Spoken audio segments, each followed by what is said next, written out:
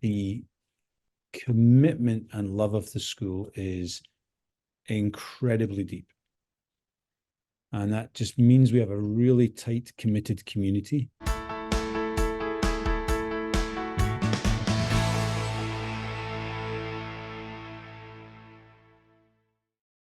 I'm Agnes Stowicki, Managing Editor with Our Kids. We're speaking with insiders from Canada's leading private and independent schools to bring you insights into school programs, culture, traditions, and leadership. This includes insights from parents, alumni, and administration. This is the Our Kids Insider Perspective.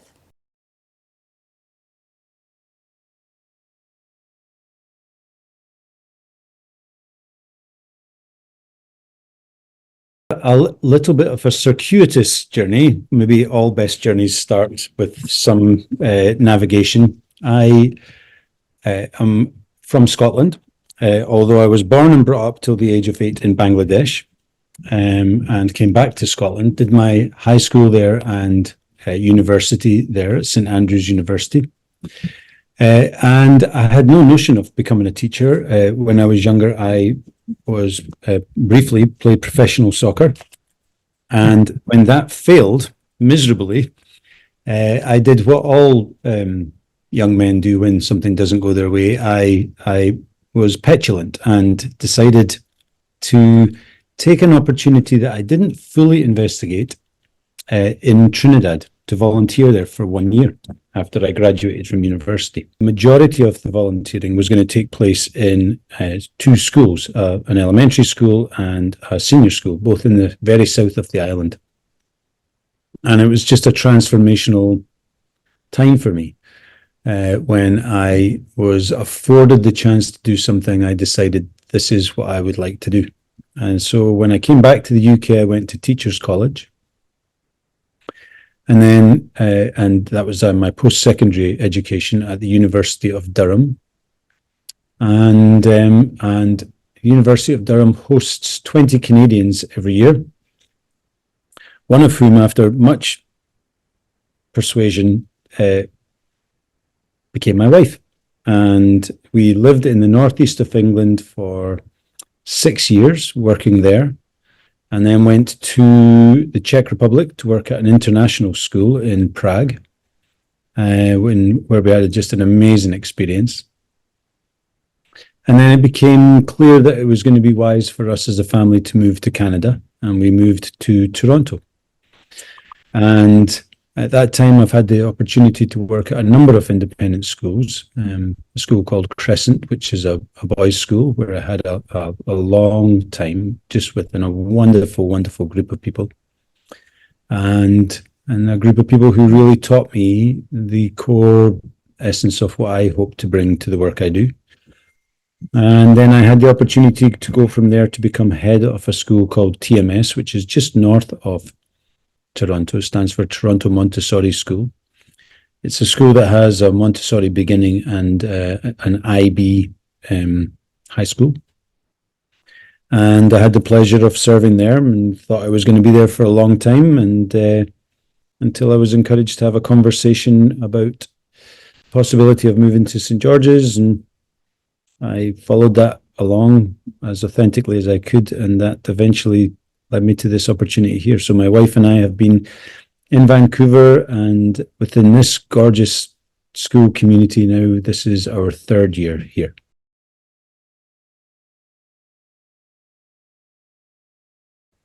Well, my father is my most important inspiration. He's a man who's lived an incredible life. He's, depending on your definition of success, he's not a wealthy man. He's in fact the opposite. But he's lived his life in service of others in ways that have been incredibly impactful, and has tried to do so, I think has done so as just a good person looking to bring and grow the best in others. And so if I'm a fraction of the man he is, I'll be happy. So he's my main male influence. I think I mentioned to you that I've I arrived at a school called Crescent School. I was quite young, had a young family, and for the first time experienced a school community that wanted to support all of me, my family, me in my fullness. I was allowed to find a way to belong there, even though I was very different in many different ways. And that extension of care continued and continues to this day. So some of my dearest friends in Canada and mentors were from that time. And that was a place that really influenced me around the necessity of a school to have a culture, and that culture to be real, not stated, and that culture to be anchored on something. Most schools would call it values. And that the distance between those words on a wall and a real experience has to be really narrow. And I think I've tried my best to be parts of teams that work to make that the starting point of the work we do.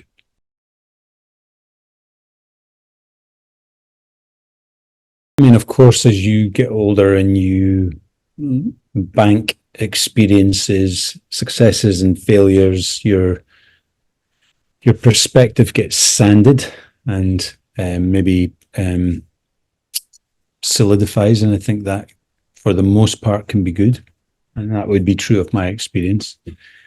You learn as a leader that you are unwise and perhaps don't get permission to start with black and white, that you're called on behalf of your community to start in the grey.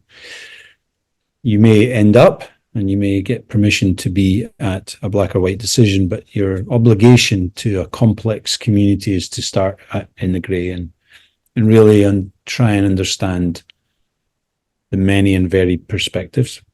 Mm-hmm. So I think you learn that as you get older. As you're younger, you tend to see things very quickly and very neatly. And when you have two or more people, it's never neat and it's never easy, but it's worthwhile. So that would be a general comment. I think many of us of the era that I'm part of, I'm now 51 and have been an educator all of my working life, we'd probably have a similar journey in this shift in narrative that might have one statement of commitment to students, to this ever widening desire to ensure the truth that there's a million ways to be a good student, a good person, and a school's opportunity is to support every student on their individual path. And we have to think about that quite deeply because we're a boys' school. And I think if boys' schools were tempted about 15, 20 years ago to say, this is how boys learn. And I understand that concept as a bell curve statement of research. But within that bell curve, there's a million ways to be a boy, and we need to celebrate that, and we need to support that, and we need to ensure that each boy's full identity finds its place by the time he leaves us. So I think those would be two key evolutions in my own understanding of how we can support our students best.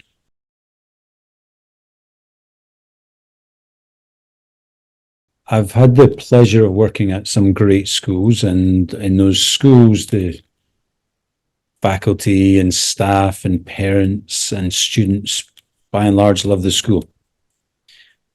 But when I've arrived at St. George's, they love the school. Like to an extension of a level that I've never experienced before.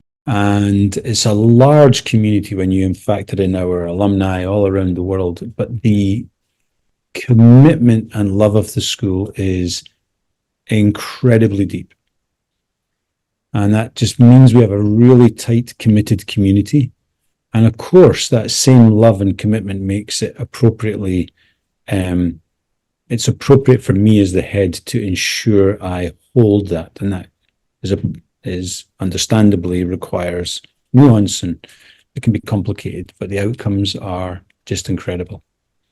I think a couple of things specifically is, and I'll maybe focus on some keywords. One is a word I arrived to that is within the mission of the school, which is building fine young men, one boy at a time. And I think the word build is a really important word at St. George's, this sequential understanding of the process that we're involved in, that one brick is laid on top of another, and that therefore has to become contextual. And the second phrase of our mission gives us that context, one boy at a time.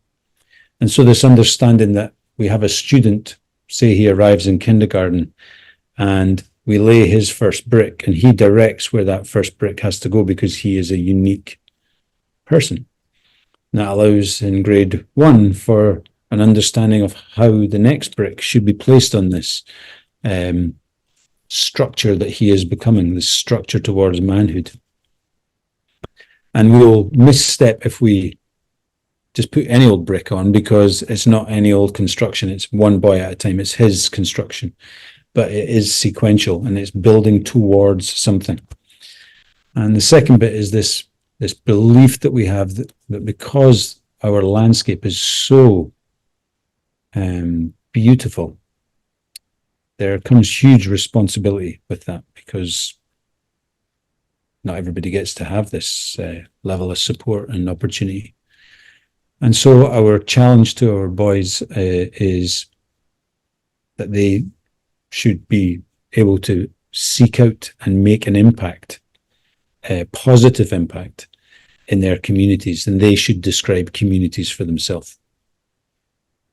And that leads us to a word that is in our new strategic plan, which is called ready and relevant. This understanding that our boys need to be ready for the world that they're going to graduate into. And the world needs to see them as fully relevant if they're going to make positive impact. And so a key word is identity, that we are understanding that to be relevant and a boy should graduate confident, and to be confident, he needs to be able to express the fullness of who he is. And that's made up of many different parts. You have many different parts of your identity. I have many different parts of mine. And how do we develop a culture that already does that really well here, which is to celebrate the fullness of each of our identities, knowing that if we do that well, the chances of a positive impact that society needs, not that we feel, goes up.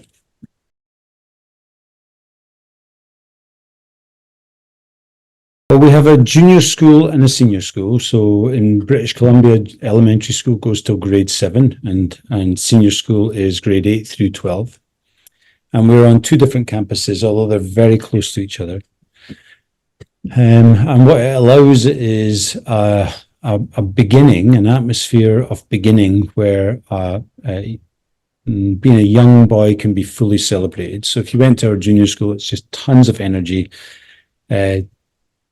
movement, excitement, just a vibrant place. And then we try and capture that in adolescence when they arrive at the senior school and attach it to as many opportunities as possible, such that a boy will snag on his passions. I think a typical adolescent might not be always proactively stepping forward to something they know they want to be, but rather by exposure, find something they love. That's quite tricky because adolescents and potentially adolescent boys, especially young adolescent boys, don't want to take risks. And our opportunity is to create an environment where we encourage them to take those risks, knowing it's going to all be okay. And so it is quite inspiring to us to see how many boys by the time of graduation have found something that they love. It's far more fulfilling for us to send them off to their next adventure, knowing they're going somewhere they want to go. Just a really lovely aspect of what we do. We really work hard to find places where a boy feels his learning resonates with him.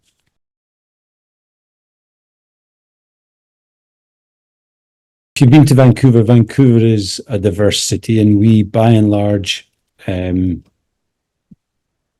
represent that, where we don't have the diversity yet that we would be excited to explore, is the opportunity for socioeconomic diversity. And that might be true of many independent schools, and it's a big part of what we're putting our strategic thought to, so that just all great boys might be able to experience this school. But we put real thought to the curation of a diverse student body, diverse in thought, diverse in background, diverse in passion, culture, ethnicity. These things make just for a really great learning experience. And I think, you know, if you were able to give me half an hour of your time and walk around the hallways of the school, you would, I think, feel that atmosphere, and you wouldn't be surprised then that that's something we're trying to capture as we move forward and get better at.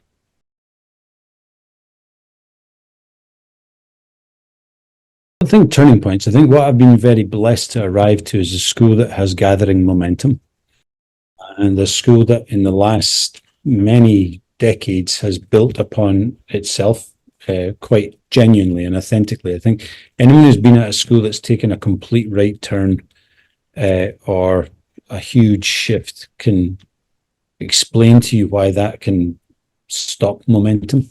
I've arrived, Dr. Matthews was the head before me, who's just this incredible, elegant, wise man who just moved the school forward wonderfully. And I get to build on that. And so that feels a very different sensation than a turning point. I think that was what you used. So we certainly would have experienced evolution points. That is the building of our plan, where we reflect on who we've been, where we are right now, and then what do we feel is inspiring and important for this context, and what's our responsibility moving forward. So we've had that, and that feels an appropriate springboard. So that might be a better phrase than a turning point. That we've certainly felt in the last couple of years a springboard forward, and that's all credit to the people before myself.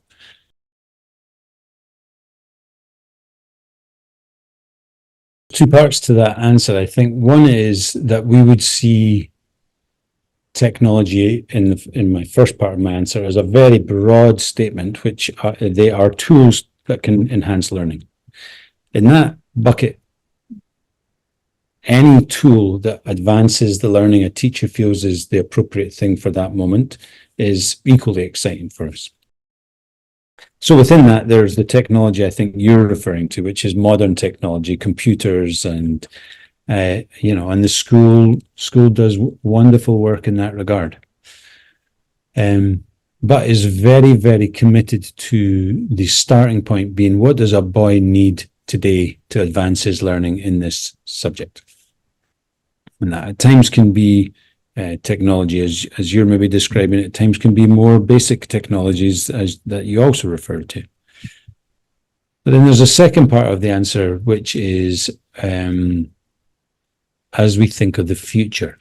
And as we think of the future, technology in a kind of narrower sense is hugely, hugely important. And in the last few years, that has just amplified.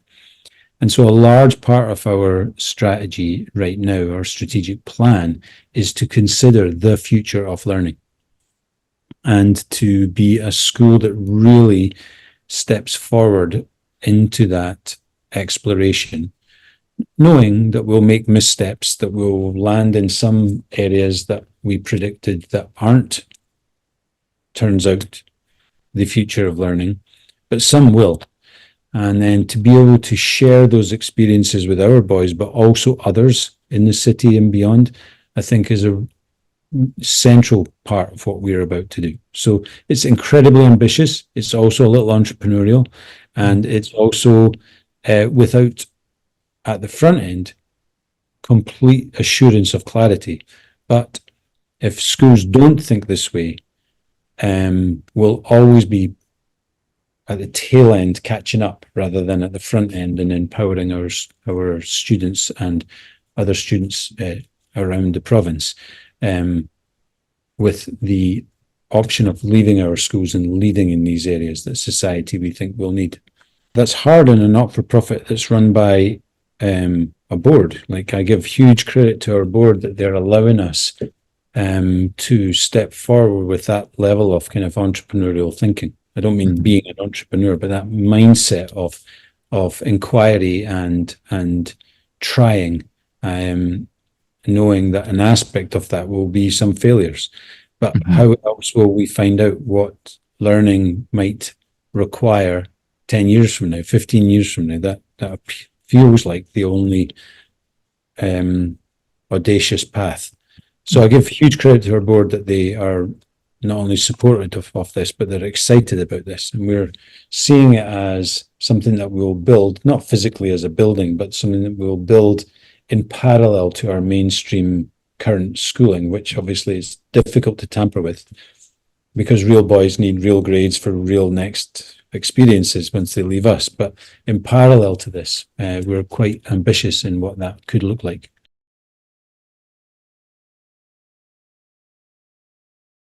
We want to partner with parents. With much respect to many schools, I know everyone might say that, but I think often we might prefer parents to just have a little distance and let us get on with it. Although much harder, having a close partnership with mum and dad in the end is beneficial to the student. And so that's a large part of the atmosphere and culture of the school, that our parents are very involved, very committed, multifaceted approach at the school, email being one of a whole slew of ways in which we communicate. There's different pathways depending on the kind of communication you, a parent, need, or we, the school, might want to use. It could be me, it could be the principals of the school, it could be heads of grade, it could be counsellors, it could be advisees. Each play a different role and different responsibility, and therefore reason why they might communicate with parents, and vice versa. And our parents are just hugely supportive of the school in being present, and that's really hard given many of our families all work, both parents work.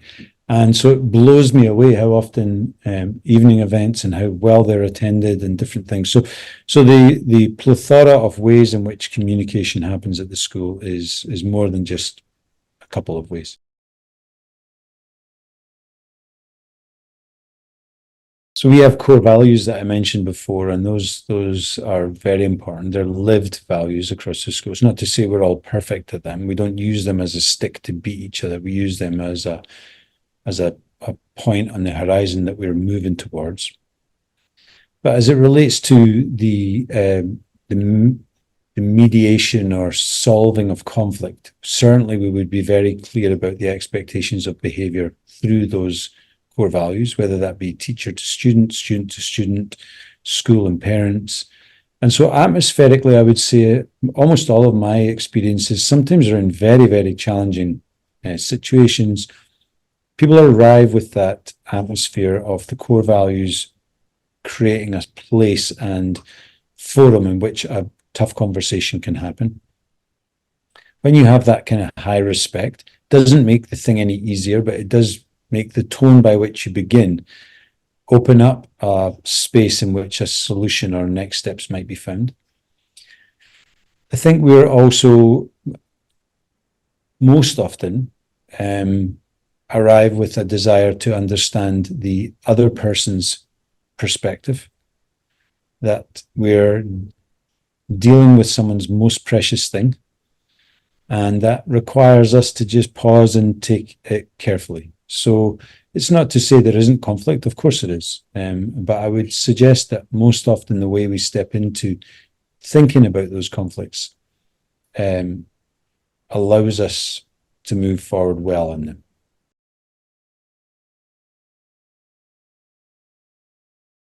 Okay, this is going to sound deliberately falsely modest or whatever, or self-effacing, or I'm not sure what you're going to describe to this time. I hope the school, people who graduate from the school in this time, or parents that were here at this time, or faculty members who retire from this time, staff members, My desire is that people will leave with a sense of being part of something that mattered. And my hope is that we'll be able to see through the impacts our graduates have made, that we got some important work correct. Society needs positive young people. I mean, you can't watch the news right now. You can't have any sense of what's going on without a realization that a different tone and a different level of care, a different level of duty and responsibility is needed. And I think we have an opportunity to continue, as we already do, to see the work we do have influence and impact on that.